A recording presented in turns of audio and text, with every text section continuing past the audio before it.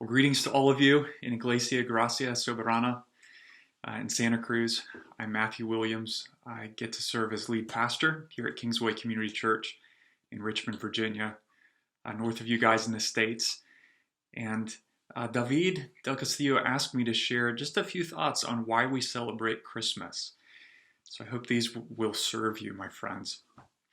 You might say that to forget is human. We forget all sorts of things. We forget our wallets when we get into the car. We might forget an assignment that's due for school. We forget a phone call that we're supposed to make. In many situations, the consequences of forgetting are relatively small. But that's not always the case.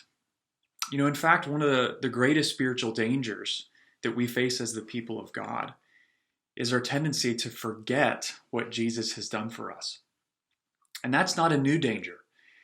One of the saddest chapters in the Bible is Judges chapter 2, where Joshua has just died. He was the leader of Israel who came after Moses. And this is what we read in verse 10 of Judges 2 after Joshua died. And all that generation also were gathered to their fathers. And there arose another generation after them who did not know the Lord or the work that he had done for Israel. The Lord had just delivered his people not that long ago from slavery in Egypt through one of the most incredible examples of salvation in the Old Testament, the Exodus. And yet, after only one generation, the people of God began to forget what the Lord had done for them with devastating consequences. And so, you read in Psalm 78, verse 4, this conviction on the part of the psalmist to do the opposite of what happened in Judges 2. We will not hide them from their children, but tell to the coming generation the glorious deeds of the Lord and his might and the wonders that he has done. One of the things that actually distinguished faithful kings from unfaithful kings in the Old Testament was their diligence to lead God's people in remembering the works of the Lord by practicing the required feast that the Lord instituted for his people, like the Passover. So you could see Josiah in 2 Chronicles 30, or Hezekiah in 2 Chronicles 35, or even the returning exiles in Ezra chapter 6.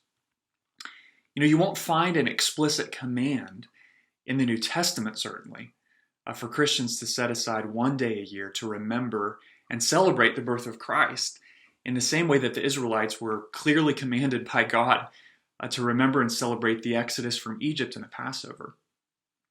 As believers, we know that the Passover points forward to the Lord's Supper, which Christian churches celebrate throughout the year, not just on one day of the year.